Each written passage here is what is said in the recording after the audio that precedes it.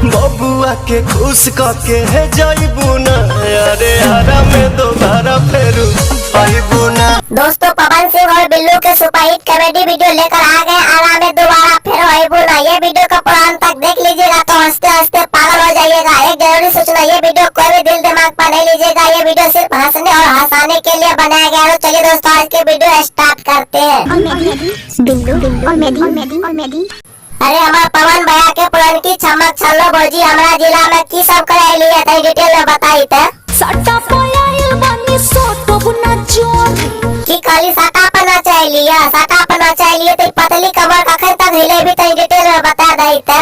कमर हिलाइब जबले चोरी ही मरकोरी की खाली जब तक मरकरी जलते तब तक नाच बड़ा अच्छा। वो सब बात छोड़, हमारा तू सेट के चुम्मा ले दबी न और सामान आर के छोड़ ले दबी न के सट्टा पयाइल बानी सोटो गुना चोरी की खाली सटा पन्ना चाहिए तो सटा न जारी हो। पवन भैया का बता दो, बिल्लू बाबू करने सटा दे का अंजाम की है चकरा बता दो।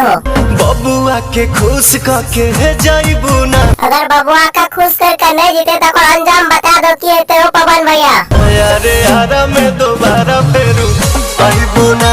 ये बात तो सही कहो पवन भैया, बबुआ का खुश करके जेते नहीं तो यारा में दोबारा फेर नहीं तो बावले वाला घंटा डलबे रहते भाई दिना का घर में।